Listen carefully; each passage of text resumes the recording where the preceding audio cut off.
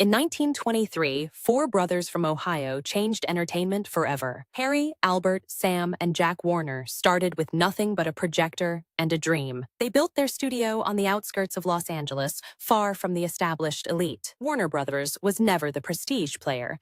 It was the scrappy outsider. And then, in 1927, they did the unthinkable. The jazz singer cracked open the silent era and poured sound into cinema. Overnight, Warner Brothers wasn't just a studio. It was a revolution. The 1930s and 40s transformed Hollywood into the most powerful dream factory on earth. Warner Brothers signed legends: Humphrey Bogart, Bette Davis, James Cagney. They owned their actors under ironclad contracts, controlling every role and every image. Casablanca rolled off the lot in 1942 almost by accident. It became one of the greatest films ever made, and Warner barely recognized its genius. The studio system was ruthless efficiency wrapped in velvet curtains, but the machine could not run forever. By the 1950s, television was eating Hollywood alive. The Supreme Court forced studios to sell their theater chains, gutting their monopoly. Stars broke free from their contracts, and the studio system collapsed. Warner Brothers stumbled through the 60s, bleeding money and losing direction. Then a corporation arrived.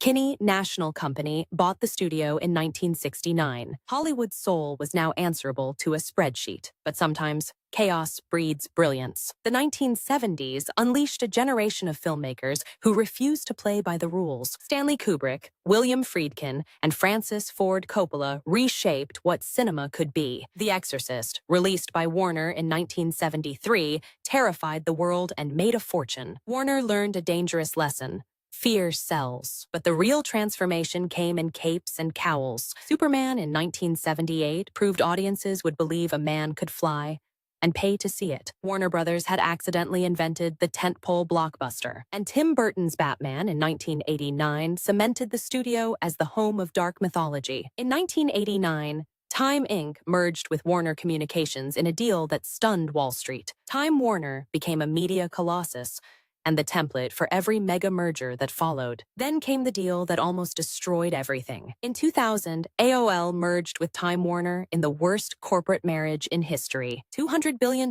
in value evaporated within 2 years. The internet had humiliated the most powerful media company on earth. Warner Brothers survived, but it was bruised, indebted, and searching for identity. Marvel Studios changed the rules of Hollywood in 2008, and Warner Brothers panicked. Christopher Nolan's Dark Knight trilogy gave Warner a blueprint for serious superhero cinema. But instead of patience, the studio chose speed, rushing toward a universe it hadn't built. Batman, aka Superman, divided audiences and exposed a studio without a coherent vision. Justice League became a byword for corporate interference, killing artistic intention. Wonder Woman was a rare triumph, proof that the studio could still make great films. But every win felt like an accident inside a machine built for chaos. In 2018, AT&T acquired Time Warner for $85 billion and immediately misunderstood what it had bought. HBO Max launched in 2020 as streaming wars turned the entire industry upside down. Warner made a decision that shocked Hollywood,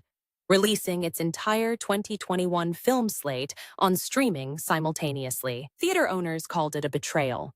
Filmmakers called it the end of cinema. Then AT&T sold Warner to Discovery, merging two deeply different companies overnight. David Zaslav arrived as CEO and immediately began erasing content to claim tax write-offs. Finished films were buried, shows were canceled, and the industry held its breath. Warner Brothers Discovery was either reinventing itself or dismantling a century of culture. Warner Brothers has survived talkies, television, corporate raiders, and the internet. It has outlasted every technology that was supposed to kill it. But the streaming wars are different.